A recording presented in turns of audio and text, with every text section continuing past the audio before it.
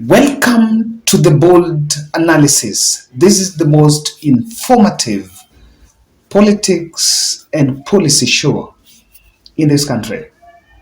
Today, I want to talk about Miguna Miguna because Joshua Miguna is a worried man and he's saying something that I want to go straight so that you get to listen. I will pack my belongings with the new passport that was handed over to me, head to the airport as I usually do. I'm not sure whether this time they will accept me to fly me back to Kenya or decline as they have always done. That is the voice of Miguna. No one from Ruto's government had confirmed to him that maliciously imposed red alerts that were daunting. His comeback have been lifted, and he's saying in a recent interview that he's not received official communication that those red alerts have been lifted. I'm not yet sure that that is supposed to be communicated to him. And Miguna has stated categorically that he do not acknowledge input or a facilitation by Ruto's government in their individual capacities, but is acknowledging and is giving credit for William Ruto's regime that they obeyed the court orders that were enough to facilitate his comeback, and of course so that he can pursue the legal justice system. So this is what is it.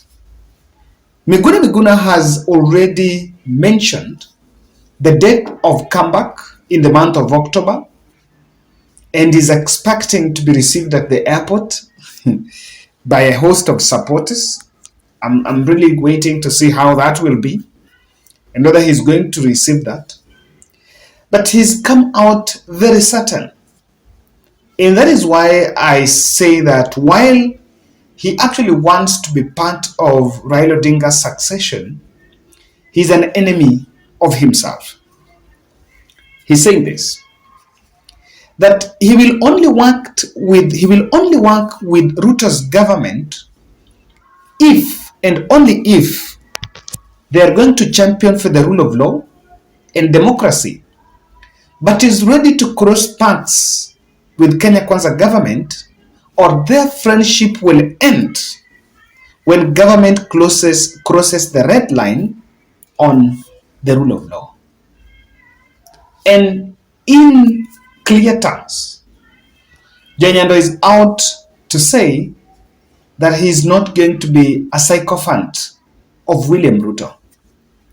But his comeback was one of the campaign pledges. I don't know that it was in the campaigns or maybe somewhere, that it's supposed to be done. And in the spirit of even making sure that campaign pledges are met, Miguna is supposed to be facilitated back. But I want to insist and say that sometimes I think it's wise to know where and the limit that sets.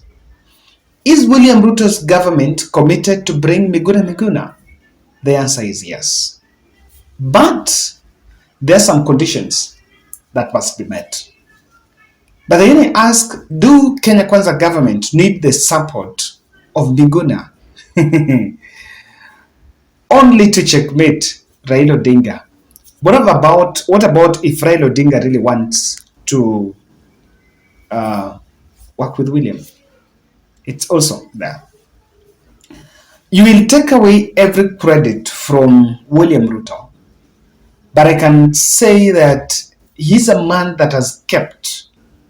He's tried to keep to reward loyalty, to keep his promises. What he can achieve, or what that can, the promise that can be achieved, he's tried to do that. And I want to say in this video, hearty congratulations to my good friend Esi Okinyuri, my campus pal, who received nomination to represent nomination to the Senate And of course, we're waiting for that. It's coming.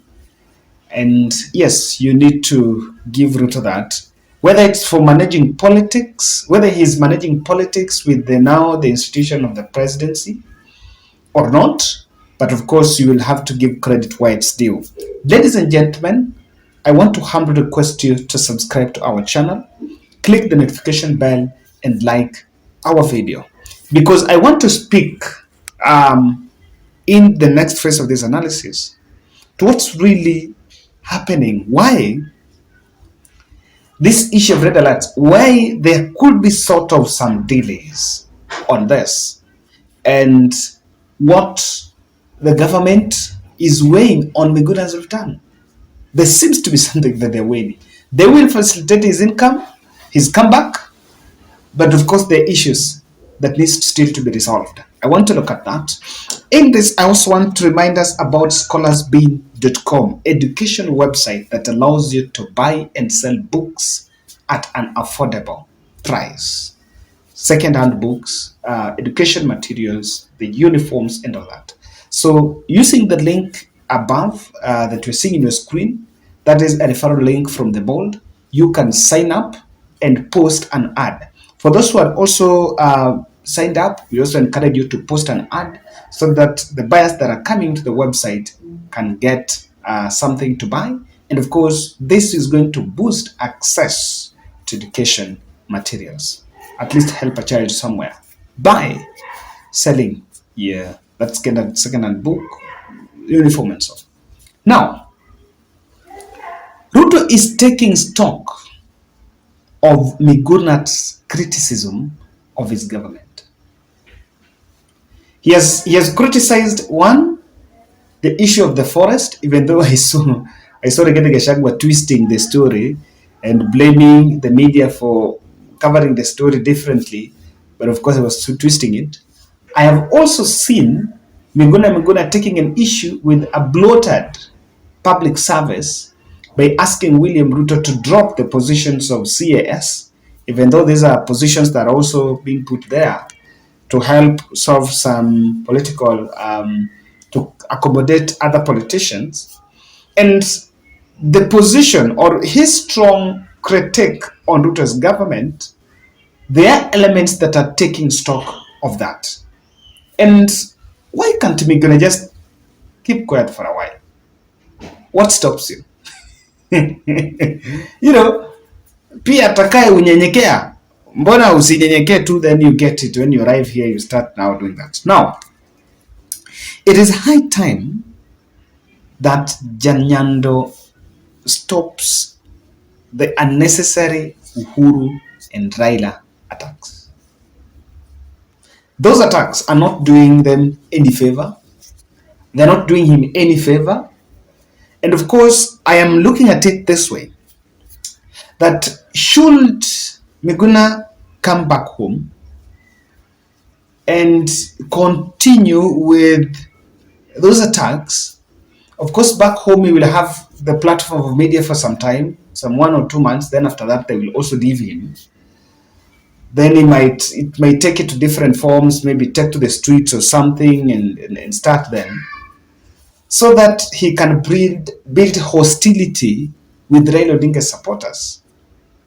There is something that is here. When you attack Raila back in Nyanza, it's not going to be friendly. I don't think most people are going to buy it. But when you attack President Uhuru Kenyatta in Mount Kenya, the retired president, it will be understood as a Ruto's message. Ruto will try to disassociate with Miguna. So there are a lot of stakes into his income. And I think from where I'm seated, the Ruto team and the Ruto government might find ways and are devising the critics or strategies to contain Miguna, even when he comes back. What I'm only wondering is whether there is a distinct way you can use. There is a strategy that someone can use to contain Miguna, because he is not containable and he does not want that containment. He is actually a man and in his own original element, self element. and self-made. Now, Interior CS Kithure Kindiki, being a lawyer, and most of the court orders that were thrown on Miguna's that Miguna Miguna won in the courts were supposed to be implemented by the Interior Security Office. I think Kindiki, being a lawyer, will have to yield more power and really get professionalism in that office by taking Miguna Miguna's fate or rescuing Miguna Miguna on terms of his income. This will take Kindiki, and because is one of the dockets that have been given to him is one of the most critical, we have to take that. And by the way, I have analysis on that. I have analysis on Kithure Kindiki. So, ladies and gentlemen, that's my bold. The red alerts are yet to be lifted, and people who have maybe people who are in this sector in terms of international immigration and so, maybe you have an idea if a red alert is lifted, and do you think the same is communicated to Miguna? So the red alert is affecting maybe one person.